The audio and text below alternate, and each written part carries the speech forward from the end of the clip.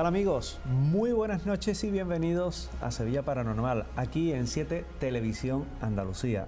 Una semana más para llevarles al mundo del misterio, de lo desconocido, de las leyendas, la historia secreta o de lugares misteriosos o que tienen encanto, están encantados o son inéditos, que es precisamente de lo que hoy les vamos a hablar, de la España inédita.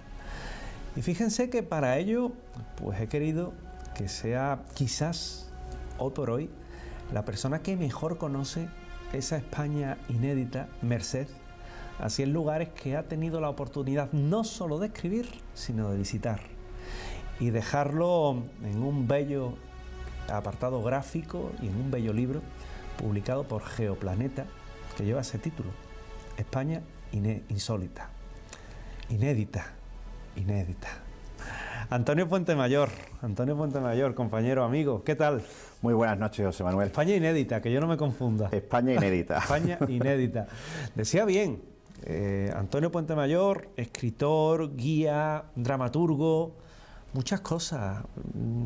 El teatro te apasiona. El teatro, la cultura en general, la literatura, la poesía. Ya sabes tú que me conoces que todo lo que sea cultura y todo lo que sea divulgar son mis grandes pasiones. Dime una cosa, Antonio, ¿qué edad tienes? Ahora mismo tengo 43 años. 43 años. Y como un buen día, Antonio Puentemayor, multidisciplinar, te pones a tocar todo, le da por decir, yo sé de tu actividad como guía, de hecho muchas veces el que esté hoy aquí es aprovechando un hueco tuyo. Sí. Es decir, pues te podemos pillar en Salamanca, en La Rioja, te podemos en cualquier sitio. Como un buen día, Antonio funde todo eso, dice, voy a coger aquello que me gusta, que es mostrar ese patrimonio cultural que hay en España, el mundo del misterio, al que también sé que estás vinculado, el mundo de la historia, fantástica tu obra con respecto a Bécquer, un personaje tan sevillano como Bécquer, y el mundo de la leyenda, y decir, ahí va, voy a hacer esta España inédita. Pues mira, tiene que ver con esos periodos que a lo largo del año tú sabes que van cambiando, ¿no? Según la temporada también de trabajo. Yo viajo fundamentalmente en la temporada de verano, sobre todo el grueso está entre junio y septiembre. El resto del año, buscando actividad, pues me pongo a escribir, me pongo a investigar, me pongo a escribir y a divulgar. Y bueno, pues ese compendio, como tú bien has dicho, de viajes, de lugares que me van contando, ¿no? Que yo voy conociendo en persona o que me van contando otros guías de turismo, clientes, conductores de autocares, bueno, todo el mundo, voy aprendiendo de todo el mundo en mis viajes, ¿no? He querido plasmarlos en este libro, que en cierto modo es un homenaje también a todas esas personas que se dedican al turismo y a divulgar la historia de España.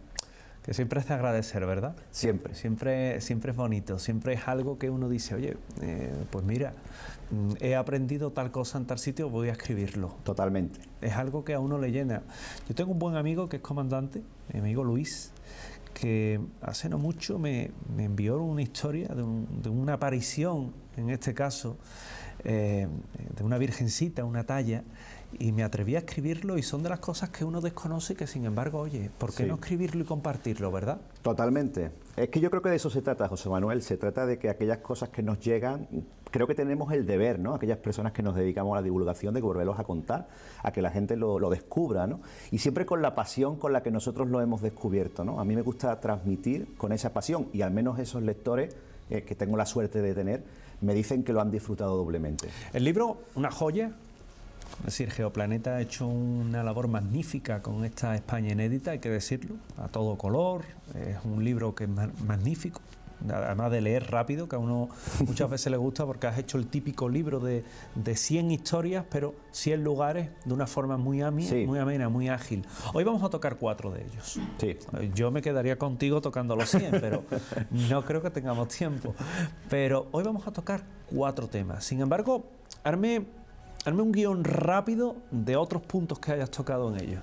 Mira, el libro se divide en 10 apartados, ¿eh? Tenemos un poquito de todo. Tenemos naturaleza, tenemos arte en mayúsculas, tenemos lugares insólitos, hay también espacio para las experiencias, por tierra, mar y aire, que yo la he titulado, museos curiosos, o sea, hay una amalgama de lugares que la gente puede visitar en función de sus gustos, ¿no?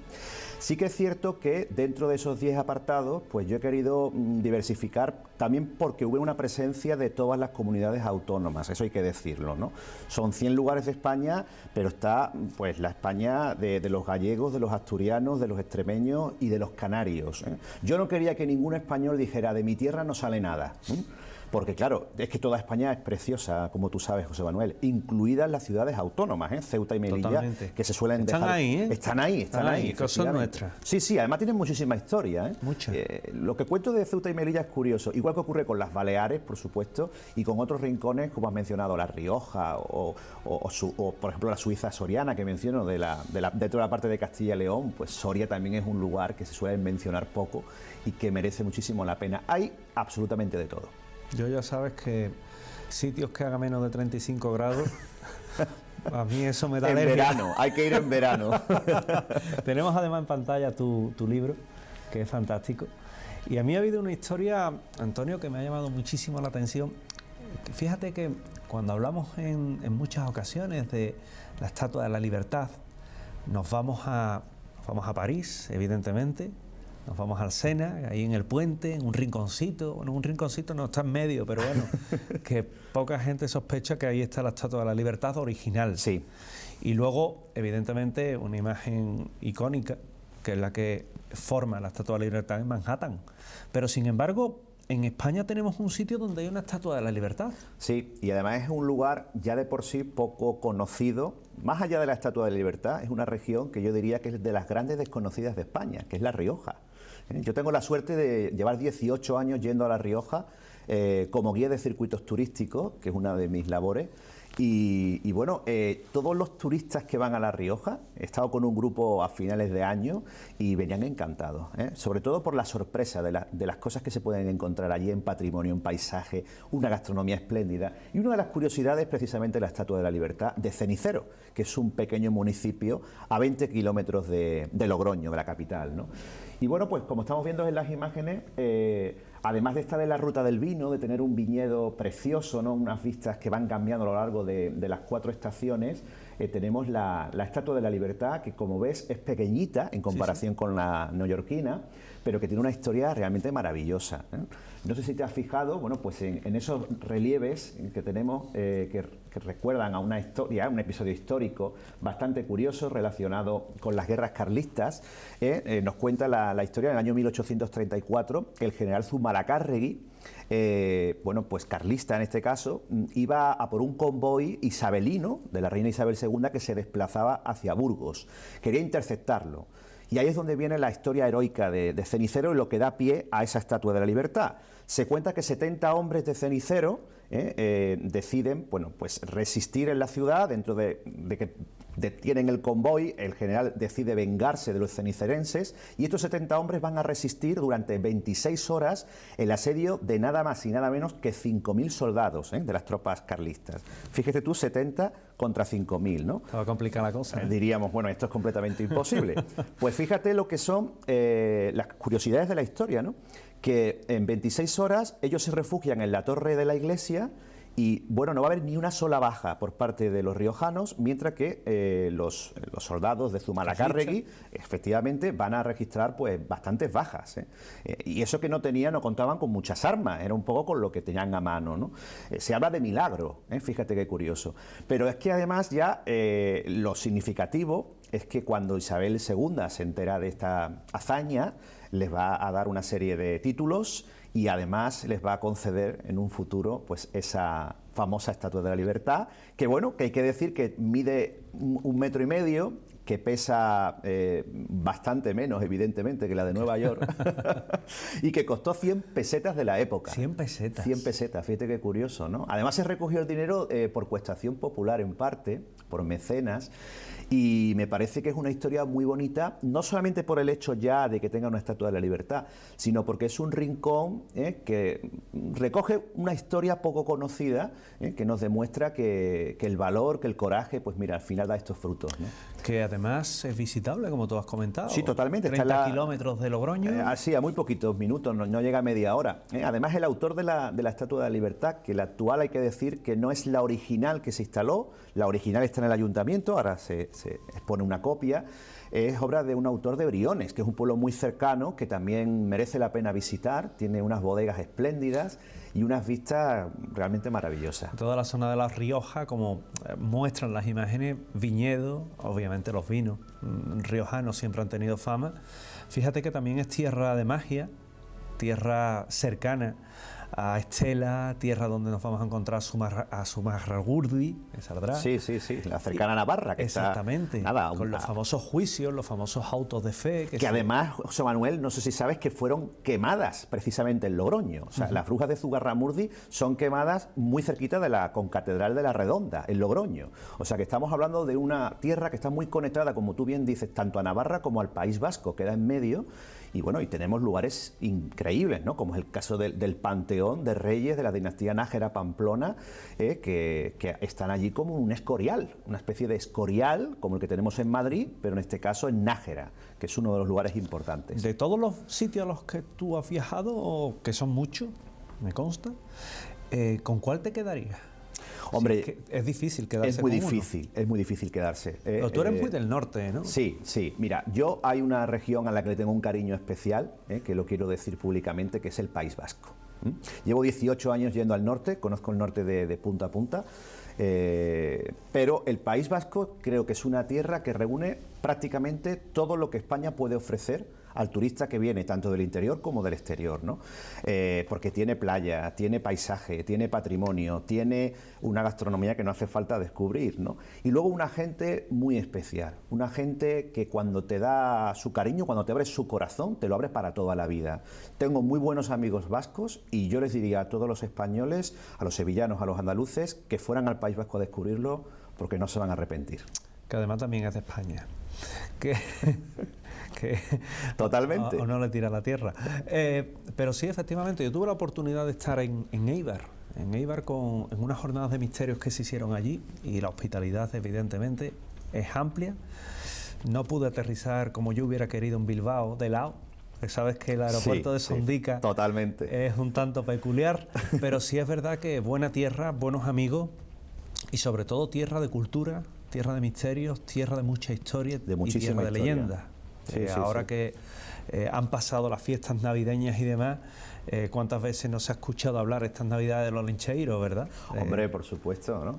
Además tenemos la suerte de contar allí con profesionales como tu amigo Enrique Chazarra, que yo tengo la suerte de conocer en Vitoria, que hacen una labor divulgativa fantástica de su historia, ¿no? Las fiestas de la Virgen Blanca, todo lo que tú has comentado, pues esos misterios, ¿no? Bueno, es una tierra que debemos conocer. Igual que nosotros muchas veces hacemos gala del costumbrismo aquí en Andalucía, allí también es bueno. Al fin y al cabo, conocer culturas y más de hermanos de esta tierra nuestra es al fin y al cabo conocer un pedacito de ti, que también es importante. Totalmente. Déjame que nos vayamos a otro sitio, a conocer. Tú sabes que a mí hay un barco que me fascina, que es el Titanic. Al pobre le queda poco porque 3.800 metros de profundidad se lo están comiendo las bacterias. Le quedan 20 años. Se está degradando. Totalmente. Pero sin embargo en España también tenemos un Titanic. Efectivamente, José Manuel. Y además un Titanic anterior al Titanic, que tanto te apasiona a ti. Porque esta tragedia tiene lugar en 1906, 6 años antes de la tragedia del RMS Titanic, ¿no? Me estoy refiriendo al SS Sirio. Fíjate lo que son las cosas, lo que siempre decimos, que en España no sabemos vender nuestra historia. Es un barco que está hundido en costas españolas, concretamente murcianas, que se hunde antes que el Titanic famoso y, sin embargo, la mayor parte de los españoles no han oído hablar de él. De hecho, es muy desconocido. Es muy desconocido. Se conoce, fíjate, se conoce mucho el Príncipe de Asturias, que sabes que es un barco que también se hunde. Se conoce, perdonen la expresión, un barco que se llama el Pecio de las Putas, que está en Cuba, hundido, y que tenía muchas vinculaciones con Cádiz, porque la naviera era, creo que era naviera Pinillo. Se conoce la historia del Valvanera, que también es una historia para conocerla, pero el Sirio... No se oye hablar mucho de él. Hay que decir que no era español, eso sí es importante decirlo, era italiano, porque realizaba una ruta, igual que el Titanic inglés realizaba la ruta del Reino Unido hasta Estados Unidos, este lo hacía desde Italia. Pero sí que es verdad que es un barco que ya en la época era importante, porque eran muchos los emigrantes, al igual que ocurre con el Gran Titanic, que viajaban en él para intentar pues abrirse camino, ¿no? A ver si alcanzaban el sueño americano, ¿no? En este caso, sobre todo, como digo, eran italianos. Bueno, la tragedia del Sirio es muy similar, fíjate tú, estas casualidades que nos ofrece la historia a la que ocurre con el Concordia, el famoso barco Costa Concordia, que yo tuve el gusto de conocer 5 años antes del hundimiento, y digo que se parece porque va a encallar precisamente por acercarlo más de la cuenta a la costa. O sea, el accidente es muy parecido al del Concordia. La diferencia es el número de víctimas, ¿no? El Concordia hubo una serie de víctimas, pero fueron inferior a 100. Aquí pasaron de 200. Es una tragedia realmente escalofriante, ¿no? Pero realmente se debe a una imprudencia. Los historiadores se debaten entre si fue un error humano intencionado o no.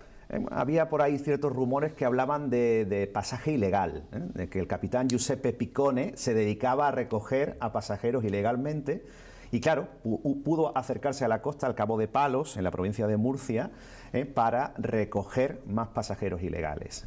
Pudo ser la razón. Fue la tragedia. Esa fue la tragedia. Fue una de las causas. Bueno, el encallar y el hundir. Sí, encalló y hundió. No le ocurrió como el Titanic, que se hundió rápidamente. Este tardó más tiempo en hundirse, pero en todo caso, bueno, fallecieron muchísimas personas y otras muchas se salvaron gracias a la colaboración, a la generosidad de los pescadores de la zona, ¿no? Que acercaron sus embarcaciones y rescataron a muchas personas, ¿no? Podía haber sido peor la tragedia. Hoy podemos visitar literalmente el pecio del Sirio si tenemos un título de buceo. Tú hablabas del Titanic, en este caso que está en el Atlántico, que bueno, ese es prácticamente imposible verlo. Ese te tienes que ir con James Cameron. No hay nada que hacer. No hay nada que hacer.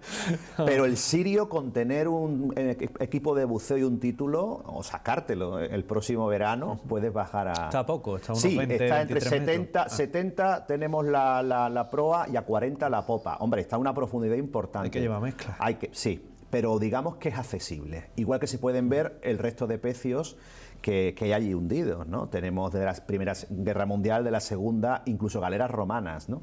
Estamos hablando que el Cabo de Palos, en Cartagena, en Murcia, es prácticamente un museo subacuático, ¿no? En ese sentido, ¿no? De hecho, ahí está la empresa Odyssey, que en su día se dedicó a expoliar algo de lo que teníamos por aquella zona, ¿verdad? Sí, sí, totalmente, porque ya te digo que es un auténtico tesoro, ¿no? Sumergido. Recuerden que estamos hoy hablando aquí en 7 Televisión Andalucía con un buen amigo, con Antonio Puente Mayor, autor de un magnífico libro que se llama La España inédita, de Geoplaneta, y que hoy nos está haciendo un viaje rápido. Yo lo tendría aquí para que nos explique los 100 lugares, pero ni su familia nos va a dejar, ni esta cadena me va a dejar a mí. Pero sí es verdad que es fantástico el recorrido que estamos haciendo. Hemos estado en La Rioja, hemos hablado de la Estatua de la Libertad de Cenicero, hemos estado en la parte de Murcia, donde hemos visitado al Titanic español, ese buque del que acabamos de hablar, pero vamos a seguir visitando, vamos a seguir conociendo sitios, porque ahora me quiero ir a Extremadura, una tierra que a mí, sabes que tengo debilidad por ella. Los dos tenemos debilidad por Extremadura. Tengo debilidad. Es también muy desconocida, me pasa como con Ceuta y con Melilla, que en muchas ocasiones cuando he bajado o he subido, cuando voy a la ciudad autónoma de Ceuta o voy a Extremadura, cada vez descubro algo. Y sin embargo, quizás no es de los sitios que están en los catálogos de turismo. Y tienen mucho que descubrir, tienen muchísimo que enseñarnos.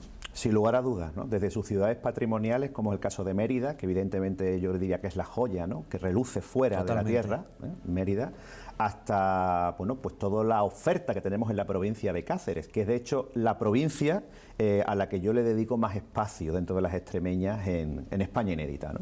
Es fantástico. Sí. Leer tu libro y encontrarte que hay una persona que atiende a Extremadura, independientemente de nuestra Andalucía, obviamente, pero a uno le reconforta. Fíjate, allí nos podemos encontrar la Catedral de Guadalupe, como se le llama, nos podemos encontrar las Urdes, nos podemos encontrar Mérida, como tú bien comentabas.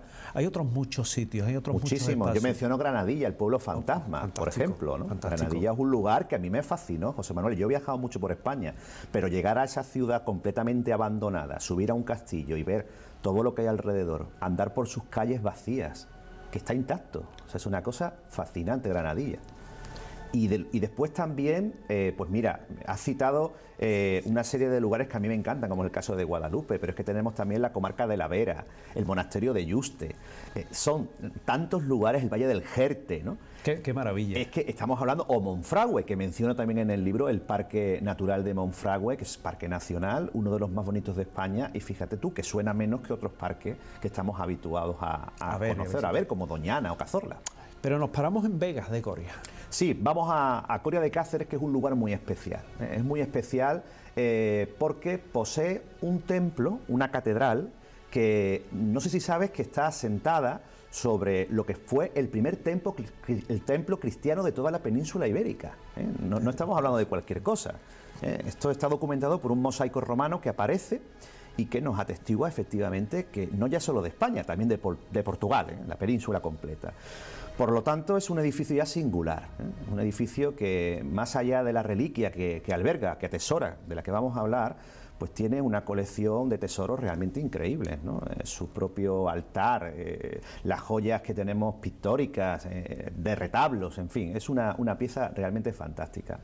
Yo tengo la suerte de conocer a Óscar García, que es la persona que se dedica a recibir a los grupos allí en la catedral, a los turistas, les atiende, hace un poquito unas labores de embajador de Coria, ¿no? Y bueno, pues tuve la suerte hace unos años de que me mostrara una de las reliquias más fascinantes que yo he conocido, que me gustan mucho como a ti las reliquias, que es el mantel de la Última Cena. Es curiosísimo. El mantel de la Última Cena que, bueno, pues así dicho de esa manera, alguno podría tomárselo incluso a broma, ¿no? Decir, bueno, ¿cómo se conserva una pieza utilizada en una comida? Fue una cena de Pascua, efectivamente, pero ¿por qué razón iban a conservar y a guardar el mantel que se usó para que Jesús comiese con los 12 apóstoles? Bueno, pues la razón tiene mucho que ver con la investigación que han hecho John Jackson, que es, como tú sabes, uno de los grandes expertos designados por el Vaticano para estudiar la síndone. Volvemos a otra pieza que a ti te gusta especialmente, que nos gusta a los dos, que es la Sábana Santa de Turín, ¿no? John Jackson, junto con Eric Jumper, estuvieron vinculados a aquella fantástica investigación que hizo la STURP, la única. La única, efectivamente. Efectivamente. Y él fundó además, con otro grupo de colaboradores, lo que sería el lugar de estudio de la Sábana Santa en Colorado, ¿no? En este caso, él procede de allí, de Estados Unidos. Bueno, pues hay que decir que esa tela, que tiene pues 4,42 metros por 90 centímetros de ancho, fíjate, esas medidas a ti te suenan de algo. Totalmente. Que prácticamente coinciden con las de la Sábana Santa. Y algunos se preguntarán, ¿cómo es que un mantel tiene que ver con la mortaja, en este caso, la supuesta mortaja de Jesucristo? Bueno, pues John Jackson tiene una explicación, ¿no? Según él dice, en la tradición judía se usaba un mantel sobre la mesa para colocar los alimentos y posteriormente un segundo mantel para protegerlos. Una sobrecubierta. Efectivamente. De ahí que coincidan ambas piezas.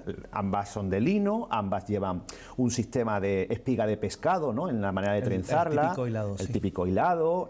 Bueno, pues por todas las características, inclusive además unos detalles que tiene arábigos, unos dibujos de color azulado, se ha sabido que es una pieza efectivamente que procede de Oriente, que está datada en la época y que todavía nos va a dar muchísimas sorpresas.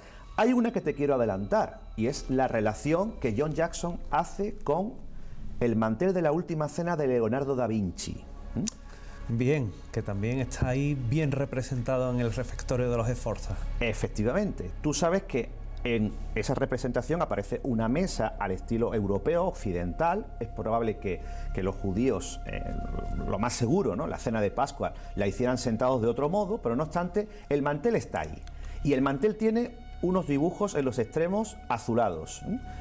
Esos mismos son los que aparecen en el mantel de Coria. Está además anudado a la manera de Da Vinci. Efectivamente. Que se considera que es la firma del propio Leonardo. Antonio, me quedaría contigo hablando mucho más tiempo. Fíjate que se nos ha acabado el programa. Y se nos ha pasado volando. Y se ha pasado volando. Pues si de verdad se han quedado con ganas de más, seguro, recuerden, esa España inédita de Geoplaneta, que es una auténtica joya, que hoy solamente Antonio lo que ha hecho es esbozarnos levemente 3 pinceladas de lo que son esos 100 lugares y los que muestra dentro de ese libro con los que va a disfrutar muchísimo. Todo un experto, un amigo, una persona que tiene un bagaje cultural extraordinario y que no me cabe ninguna duda que van a disfrutar muchísimo de ella. Antonio, muchísimas gracias. Muchas gracias a ti. Y a vosotros, os espero la próxima semana. La próxima semana aquí, en 7 Televisión Andalucía, en Sevilla Paranormal. Hasta la próxima.